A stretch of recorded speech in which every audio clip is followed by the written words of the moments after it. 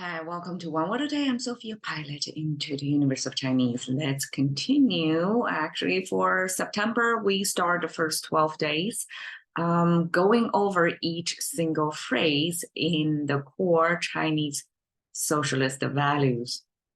I guess it's, yeah, it's related to the early happenings in August when some Chinese students in UK painted a wall on UK of this big bold in red color core socialist values onto the wall.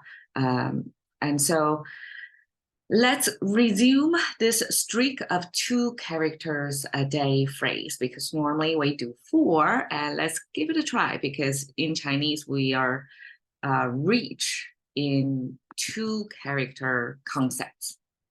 So today we have 体面.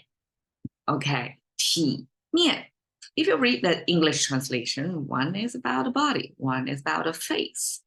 And I guess face is part of body, but face has a special prestige, I guess, in the whole body system, because one, it's face to face. We're at a face level with each other, and face reading is like majority of the information, nonverbal cues pass between faces. So Chinese single out face as the part of body to emphasize that your whole body as well as what's showing on your face.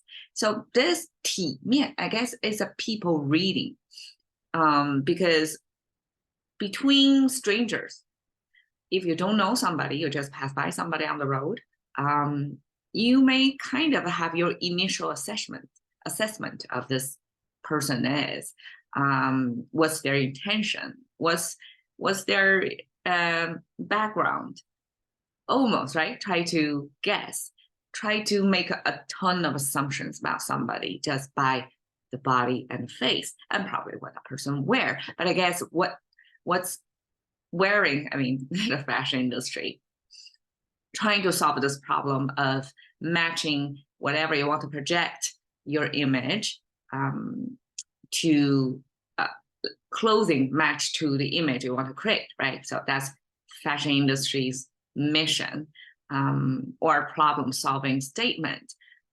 But here, we only mention body, but as the society goes, at least the modern society, that all the bodies have to, in public, be public appropriate, right? So it's assumed here that the body was wrapped in clothing already. So the whole thing, body and face, is about trying to read as much as you can based on limited information of this 3-dimensional person.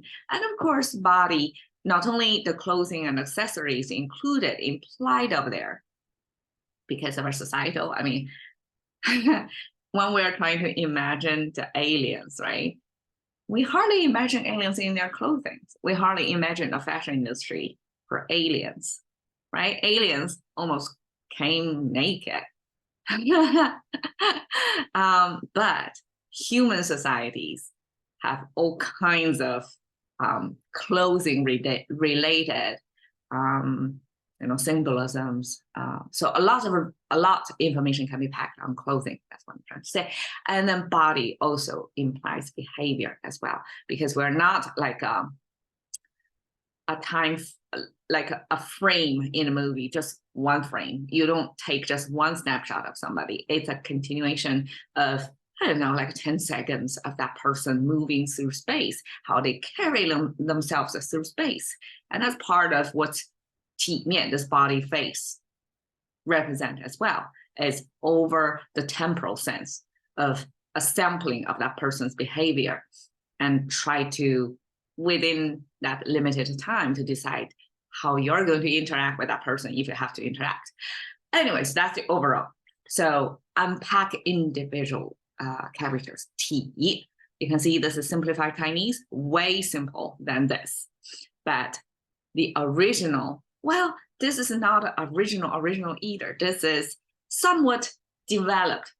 And over history, at some point, it's like a checkpoint. I actually forget like which scholar in a long history, river of time of this Chinese character evolution put together, like go through each almost majority of the Chinese characters and put them orderly, a summary form. And so that's already kind of a curated Chinese character. But at the beginning of the language, people all have their own individual stylized expressions of body, and then somebody standardize it. And here's what we're looking at. So it's not the origin of time, okay? It was not invented, perfectly written like that.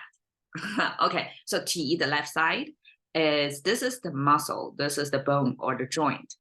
So you can see that's the major construct of the body. So you have muscle and bone joint together. It's a visual representation. It's the Chinese way to say, okay, this is meat, this is muscle, and these are the joints. Okay, and the right side is a platform. You can see almost like a cookware, a platform with a lid on top of it. So it's a container. Container containing, this is the content of a container, supposedly to be the offerings to God of the best harvest of the year. So it's almost like a human taxing human society themselves to offer the best crop of the year to God in hope that I'm giving you this, so please give me more in return next year. So it's kind of a transactional, it's a single way, because God of weather may not answer you, but that's at least we send a prayer out to heaven. So that's a human nature negotiation right there. And that best year's harvest, put in that container, and then put in on top of this kind of like a food stand, which is a container for food. And this is kind of a unpack it, kind of a explosive view, right? Almost like unpack it, and that you can almost see a cross section of the container itself. Within is the offering. So on the right side, I would regard it as the energy for the body. So if the left side is structural of the body, the right side is the energy intake, what it takes for the body to tick. So the energy source of the body. That's one view. And the second view, you can also view body as a vessel or a container that intakes food and then produce this whole bone joint, the whole structure of the body. Okay, so that's body. On the right side is mian. Okay, mian means face, and Chinese has a very interesting way to express face. You see this shape in the middle? That's this part, the nose bridge, kind of similar look, right? Kind of like that. And then the two horizontal lines actually are horizontalized nostrils. Nostrils is kind of like this in its natural form, right? 1, 2 over here. And then Chinese to save the horizontal space, because horizontally space is more expensive. And then they stack up the two nostrils to be verticalized. Okay, I guess I got it wrong. Verticalized nostril. So two nostrils beneath the tip of the nose. And that's what's in here. And then the first circle is the face already. So the inner circle around it is to give you a sense of the whole, because the residents of our face have many, different things, right? We have eyes, eyebrows, mouth, ears. All these are kind of embedded on our skull as our sensors. And Chinese character didn't depict everything. They just picked the very center, the very bull's eye, so to speak, if we regard this as a target, the very center of your face, and make the circle out of it to mean I mean the whole thing, even if I only draw a small part. So using a small part or the center, in this case, of something I want to express, and then draw the whole area to mean is the whole face that I mean. Okay, now you're asking, like, what's the second layer? It looks exactly like the inner layer with the opening over here, and you can kind of imagine the stroke starts from the top right and going across, framing it, and leave, heading back to the starting point, but leave a corner opening over there, kind of opening here. Okay, so the second circle means, okay, it is this that we're emphasizing. So even if it starts with a depiction of the center of the nose, center of the face, and then draw the whole thing, means it's the whole head we're talking about. But here, the second drawing around the perimeter, or the circumference, okay, the edges of the face, the second line, that means, okay, this, the edge, the profile of the face is what we're talking about. So that's 面, that means the surface, the very edge of the face that you see. Okay. And eventually people don't really distinguish, okay, do you mean the very edge or things on the sphere here? People don't distinguish that. It's just mean your face in English. Okay, so body face in English translated as decency, actually. So it's a Chinese way to put two, the body. When we meet a stranger, the first impression came from this bio structure, right? The body and the face.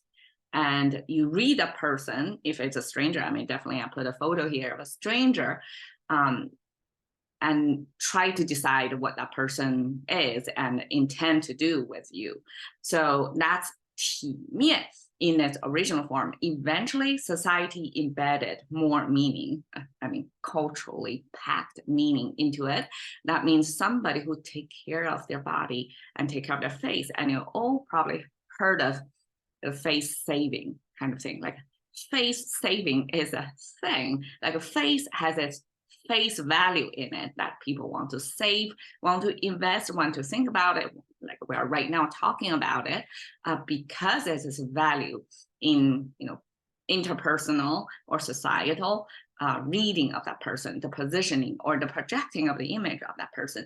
So 体面 eventually got this sense of somebody take care of themselves, so that they are showing on their body, on their face, a decent image of themselves that's kind of like complying with the societal expectations and well taken care of. So in America, the gardening of your, like, you have to take care of the garden, take care of the appearance, at least the street facing appearance of that house, your private property portion, because you're part of the community. There are expectations. So in a similar way, humans, the body and the face, there are societal expectations. Like you're in this community, you're supposed to look in a certain way that's regarded as, passing the bar of decency.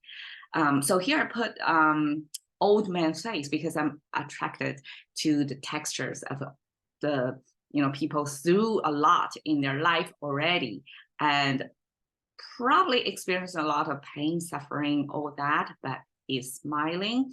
And I guess that's a kind of attitude to show that you earn your decency, or you maintain that decency no matter what life happens to you.